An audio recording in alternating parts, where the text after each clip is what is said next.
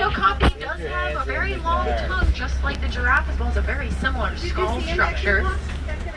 We're very lucky to spot two of them together because they are normally solitary animals and they're very shy. Way over there. One of the reasons they weren't discovered by Westerners until 1901. Talking about shy and solitary animals, looks like there's a black rhinoceros coming up. Not one, but two as well. We'll get a better view of this one coming up on our left-hand side closer to the water. Now, black rhinoceros, they have a prehensile lip, which they use to grab leaves and strip things from low-hanging trees. That is so cool. Black rhinoceros weigh upwards of 3,000 pounds when they're fully grown. And we're very lucky to spot two of them so close to each other. It's because there are less than 5,000 black rhinoceros left in the entire world. Just like many other rhinoceros species, black rhinoceros are poached for their horns. Many people believe their horns hold a medicinal value if consumed. However, their horns are made out of something called keratin. Keratin is the same material your fingernails and hair are made out of. So imagine being sick, chewing on your fingernails or your hair to get better. It's not going to do anything. Or will it? Looks like there's another animal coming up on our left-hand side. Actually, a couple of them. The copper-colored animals moving up in the taller part of the tree line. Those are bongo. Bongo. The nickname of the ghost of the forest because of how rarely they are seen. And then the black and white birds closer to us. Those are saddle-billed stork. Saddle-billed stork get their names like yellow saddle-like shields sitting on their beaks. And they have wingspans which can reach up to 9 feet. To put that into perspective, that's almost as wide as that canopy above your heads right now. Well, we had incredible luck out there in the Little Aturi Forest. Let's continue on to the Safi River Basin. Safi River Basin houses many animals, but most notably the Nile crocodile and the Nile hippopotamus. During daylight hours, Nile hippopotamus prefer to spend their time in the water. Helps to keep them cool and protect them from the sun. Just keep your eyes out for any there's some hippos down there. anything like that, which may indicate that there are some hippopotamus nearby. Now, when they're in the water, they can hold their breath for up to 8 minutes at a time, and they can do this even while they are sleeping. They do have a natural mechanism in their brain which brings them to the surface of the water every 8 minutes without ever waking them up. Over the left-hand side, that is a group, or what we call a bloat of hippopotamus. Male Nile hippopotamus reach average weights of around 5,500 pounds. Calves normally average around 80 to 85 when they're first born, so they've got lots and lots of room to grow. Just like the elephant, hippopotamus actually have tusks made out of ivory. Another so they rainbow. are poached for the same reason. Now, conservation researchers discovered that there is a nut called the tigua nut, which actually has the same consistency as ivory. It can be used for many similar products, such as piano keys. So, by using the tigua nut instead of actual ivory, it helps protect hippopotamus, elephants, as well as many other animals across the globe. We're going to go poly or very slowly to cross this bridge. Oh, there's some crocodiles down there. Look, Dan. Nile crocodiles. Oh, Nile crocodiles. Nile crocodile reach average lengths of 16 feet and an average weight of around 500 pounds. They don't have to half their body weight in a single feeding. They only eat about once a week. Now, Nile crocodiles, just like many crocodilian species, are actually excellent parents. When their eggs are close to hatching, they take them and gently roll them between their tongue and the roof of their mouth. This loosens the shells, makes it much easier for the offspring to hatch. And while those offspring are still small, if the parents ever feel as though they are threatened, they'll actually take them and carry them in a pouch in their mouths, protecting them from predators or any other creatures that might be around. Now, as we head out of the Safi River Basin, you're going to notice that tree lines opening up, and that's an indicator we will be arriving at the African savanna in just a few moments. Home to some of Africa's tallest, fastest, and heaviest animals, as well as some very interesting and unique plant life, like that tree on the right-hand side, known as the baobab tree. And the baobab tree gets the nickname of the upside-down tree, and for pretty good reason. It looks like its roots are up in the air. It'll look like that for up to 9 months out of the year. That's because during that time period, it does go leafless in order to conserve water during Africa's dry season. And during those dry seasons, its trunk actually acts like a sponge. It holds that water in. Animals know this. So they come to the trunk of the baobab, digging their tusks or horns into it to get that water out. It's actually where it receives its nickname of the tree of life from. Now, my friends, we have entered the savannah. This is my favorite view of the reserve because we leave that lush, dense forest behind, gives way to this wide open grassland. You can see for miles, see some of the animals out there in the distance, like that sable antelope I see all the way out there. But you can also see the way they influence the places they call home. If you look at the grass, it's very short. From grazing animals like the sable antelope, wildebeest, zebra, and more. And if you look at the trees, the leaves are pretty high off the ground. That's going to be from giraffes. Giraffes actually eat off those trees upwards of 20 hours out of the day. Seems like a long time for an animal to spend eating, but giraffes only sleep for 30 minutes. Wow. And they don't sleep for the whole 30 minutes at once. Instead, they take very short 2 to 3 minute power naps. They take those power naps while standing, makes them less vulnerable to predators. The only animal that sleeps less than the giraffe is actually the sperm whale at 20 minutes. Oh, we're talking about predators. If you keep your eyes over there on the left-hand side, you might notice there's some African painted dogs. Kind of restive. Let's get around this rock face, see if we can get a little bit better view with some smaller brush. Now, painted dogs, they get their names because each one has their own unique color pattern, giving them the resemblance of being painted. And then there's some way down there. Now, these dogs might look pretty cute and fluffy, but they are one of the most successful predators in all of Africa. They have a roughly 80% success rate because they do work as a pack in order to chase their prey to the point that it does drop from exhaustion.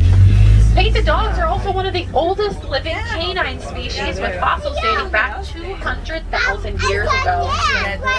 Oh, yeah. Large cattle with the incredibly large horns you see on the left-hand side are a holy cattle, also known as Watusi cattle, for the people who first domesticated them. The horns on their heads reach average lengths of 3 to 4 feet. On the inside of those horns, there is a honeycomb structure with blood will circulate up through, cools down, comes back into their body, cools the rest of their body. It's like their own built-in AC unit. Another incredible animal with some very large horns, these beautiful sable antelope on the right-hand side. We're actually in luck because they're never this close to the truck. They're only all the way in the back by the tree line. Sable antelope, they use those horns that face towards their backs to deter predators. Predators such as lions from attempting to jump on them from behind. The sable antelope is actually the official emblem of the Harambe Wildlife Reserve. You might have noticed them on the sign before we entered the reserve today. And all around us out here on the savannah, you might notice these reddish-brown mounds. Those are termite mounds. Termite mounds are made out of saliva, dung, and dirt. They bake in the hot sun, become as hard as concrete. Taller animals like giraffes will actually use them like scratching posts, and when they finally knock them over, smaller animals like the springbok stand on top of them, gives them vantage points of any predators that might be in the area. Now, termite mounds are incredibly complex on the inside, many different tunnels and chambers. One of those chambers is actually reserved for farming a fungus. So many people believe that termites eat wood, but what they do is they actually chew it up, they bring it back to that chamber, they cultivate that fungus, and the fungus is what feeds the colony. Oh, wow. Ants do something very, very similar with sugary substances or other things that they bring back as well. Now, many of the animals out here are migratory animals. They'll migrate anywhere from 500 to 1,000 miles annually in something known as the Great Migration, which is pretty famous. Animals like wildebeest, zebra, springbok, and more all travel together in herds of up to 1.5 million individuals. And those migrations help their habitats as well. You might have noticed as they passed through the savannah, there was a lot of areas with a lot of dirt turned up. So those animals migrating through, turning up the ground with their hooves. Then pollinators like birds or bats come through, deposit seeds with natural fertilizer, grows new plants, and continues the circle of life out on the savannah.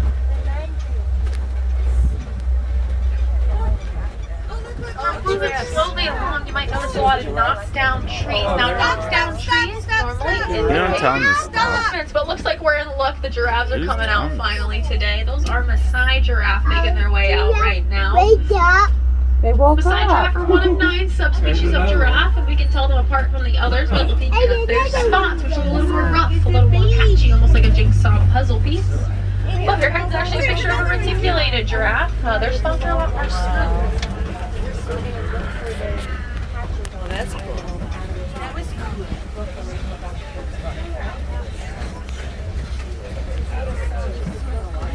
Now, they mentioned the knockdown trees normally indicate an elephant or two pass through at some point or another, and then animals like birds or monkeys follow behind those elephants, looking for bugs or other debris that might have been loosened up. So we'll keep our eyes out for all of those creatures that might be out and about today, my friends. It's in the water. It's just nothing, huh? Now, one of the biggest threats facing many of the animals we've seen so far is actually habitat loss. In their habitat, there is a mineral known as coltan. Coltan is mined for use in cell phones, laptops, cameras, batteries, and more. But coltan can be recycled. It actually can be recycled up to 10 different times. Back there on the right, there is an African elephant back there. You can see its trunk moving around. Sticking out. Oh, there he is. Yeah. See the elephant? Now we can tell it's an African elephant by looking at those ears, which do roughly resemble the shape of Africa. Asian elephants have much smaller ears. Now, my friends, due to that habitat loss from the mining of coltan, elephants have actually started to come in much closer contact with humans than ever before. Coming into areas where farmers grow their crops, either eating them or accidentally trampling them as they pass through, and farmers, they wanted to prevent this, but in a natural way. So they did partner with conservation researchers. Researchers had discovered elephants don't like the sounds that bees make. If they hear a bee buzzing, they actually head the other direction. So what they did is they built specialized fences with beehives attached to them. If the elephants came into the area, they would actually hear the bees buzzing, turn around, head the other direction, thus protecting the crops, but also protecting the elephants. And the locals, they make a little extra income off of any honey the bees might produce for them. So it is a win-win-win situation. It is called the Elephants and Bees Project, if you're interested in learning more. On the right-hand side, you might have noticed those tusk marks in the clay. Elephants love to come to the red clay pits here, dig their tusks into the clay, and they actually eat it. It's because the clay acts like a multivitamin for them, provides them with vitamins and nutrients they'd be unable to receive in their everyday diet. Now, the elephant we saw just a minute ago was alone, so they were most likely male. Oh, there are elephants over I there. say that because African Elephant Society is a matriarchal society. So at age 15, male African elephants do leave the herd, go off on their own, or form very loose bachelor herds, though those bachelor herds are normally never permanent. Right there. Look at the elephants, man. You see the elephant? Look, Both male and female African elephants will have tusks. Their trunk can hold up to 5 gallons of water in it at a time.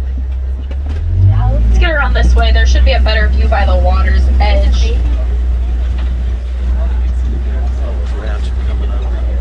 Now, reaching maturity at age 15 does give the African elephant the second longest childhood in the entire animal kingdom, with humans having the first. Though the gestation period of the African elephant is much longer than that of a human, spanning roughly 22 months before they deliver their calf. The little one there with mom is about 5 years old, so she has lots of time to grow.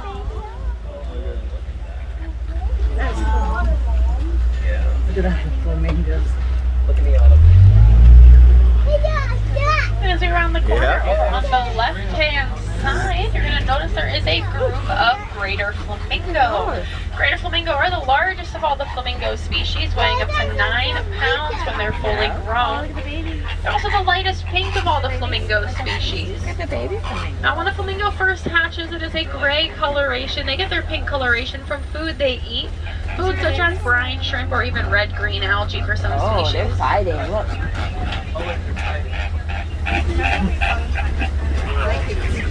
Now, that is something called beta-carotene in it. The beta-carotene will provide the pink coloration over time, for some species taking anywhere from 2 to 3 years. And a group of flamingos, like the ones we just passed by there, is called a flamboyance of flamingos.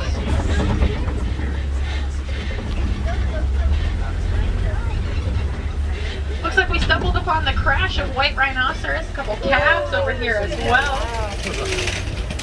Look at all these rhinos. White rhinoceros are larger than the black rhinoceros we saw earlier. They're going to weigh upwards of 5,000 pounds when they're fully grown, and as you can see here, they're much more social than the black rhinoceros. Normally living in herds of around 3 to 5 individuals.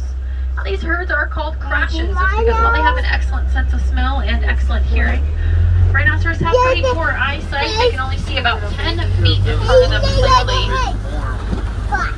Now, the white rhinoceros gets its name not from its coloration, but actually a mistranslation of the Afrikaans word "weit," which means wide. That's because they have a very wide upper lip, which they use to graze off the ground. Just like the black rhinoceros, white rhinoceros do face threats from poachers. And a lot of times you will see the white rhinoceros spending their time around here. It's because there are mud wallows which they use to coat themselves in. It acts as a natural sunscreen, a natural bug repellent, and a way to cool off. Up on the hillside on the left, there's a cheetah laying down there. Oh, I see him. Oh, look at that. Look at that, Sandy. It's one of the only big cat species to be active during the day. It's because they have black tear marks underneath their eyes.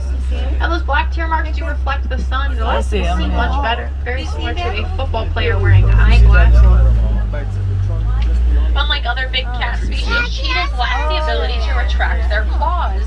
And so they use their claws much like an athlete would use cleats. It is to grip the ground and reach speeds of 60 miles per hour in 3 seconds. While they're at those speeds, they do use their tail, very similar to a boat rudder. Allows them to maintain direction and steer. Sorry. They also lack the ability to roar, so they communicate using a series of chirps. However, they are one of the only big cats with the ability to purr. Oh, they can purr. Well, we're talking about big cats. We are coming up on a Kobe Rock formation. Now, the Kobe Rocks are a favorite spot for many big cat species to spend their time. That's because they can use the Kobe's as a vantage point to see any prey in the area, but the animals like antelope or bird species will use the Kobe's to try to spot any predators. During the daylight hours, once again, you would normally see cheetah out and about, but if you see lions, they might be resting. Lions actually sleep anywhere from 16 to 20 hours out of the day. That's because during the daylight hours, their eyesight is as good as yours or mine, but once night falls, their eyesight becomes better. Females do a majority of the hunting, and males, they stay back to protect the pride.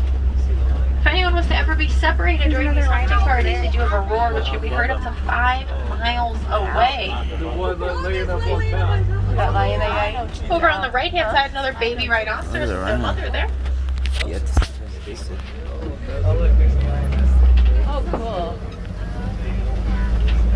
Just like many of the other animals we've seen on the reserve today, lions also face threats from habitat loss as well as poaching. Actually, over the last 25 years, lion populations decreased 50%. Well, the Disney Conservation Fund did something called Protect the Pride, where donations and proceeds went to lion conservation so that future generations can experience these amazing animals in the wild. While we're talking about lions, you'll be thinking about the Lion King over on the left-hand side. Those are warthogs. Warthogs are the world's largest burrowing mammal. They have razor-sharp tusks, which they use to defend themselves and their territory. But once their burrows turn around, face their tusks outwards, it will deter predators as well as rivals from attempting to enter.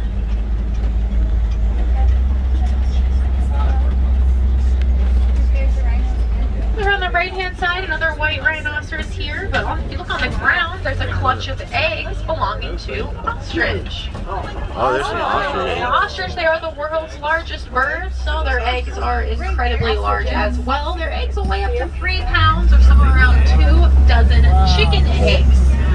The most dominant female does lay her eggs in the most center of the clutch. The other females lay their eggs around hers. And they are comfortable laying their eggs on the ground like that, going a short distance away. And that's because the shell of an ostrich egg is so strong that the average full-size grown human male could stand directly on top of them and they would not shatter.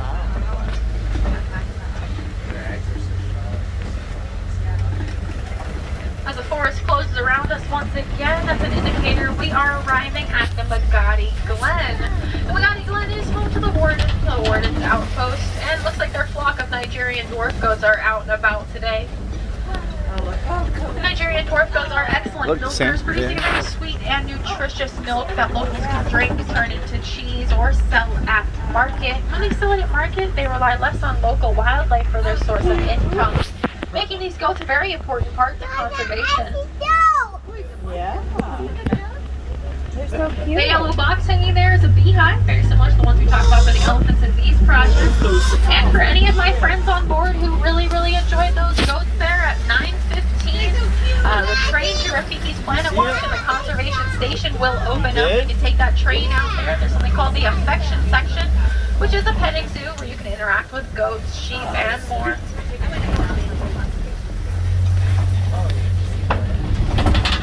Now, my friends, on our adventure today, we talked about many different animals, their habitats, and ways you can help protect them. I might have mentioned earlier the Disney Conservation Fund, and if you want to get involved with the Disney Conservation Fund, you can actually make a donation at any of the merchandise locations here in Animal Kingdom. No matter how big or how small your donation is, Disney does match it dollar for dollar, with all the money going back to wildlife conservation. And when you donate, you get a button as a thank you. I have one on right now. My button has an elephant on it, but the animal on the button is always changing. For any of my wilderness explorers on board today, you are on the Simba 1. Again, that is the Simba 1. Simba like the lion and the number 1. If you aren't a wilderness explorer yet, but you want to be, head up to the cast member in the light green shirt, dark green pants. Tell them that you rode the Simba 1. They'll give you a book, your very first badge, and they'll get you on your way. It's completely free, the book never expires, and all ages can participate. Now, my friends, if you want to participate in conservation in your own homes or your own backyards, you can do things such as recycling, turning off the water when you brush your teeth, researching plants and flowers local to your area. Plant them, invite in local pollinators. Pollinators like the bee. Bees are actually one of the only animals with the ability to pollinate the tomato plants. Without them, we wouldn't have things like ketchup, pasta sauce, pizza sauce, and more. You can also build bat boxes. Bats are excellent pollinators as well, and they are excellent at pest management. They're going to get rid of things like mosquitoes for us, but in a natural way.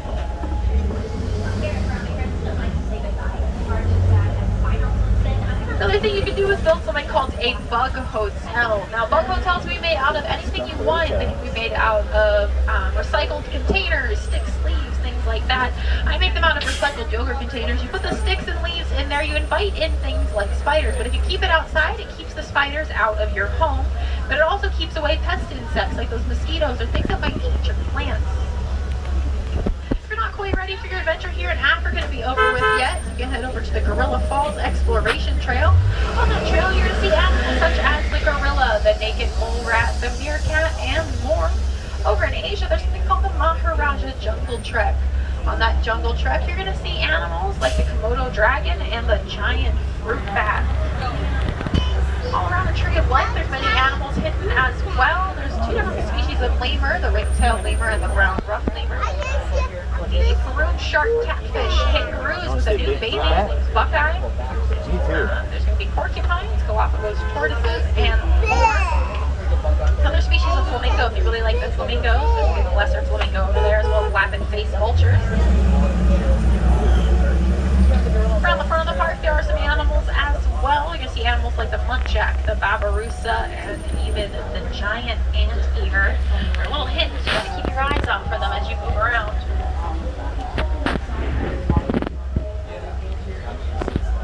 All those.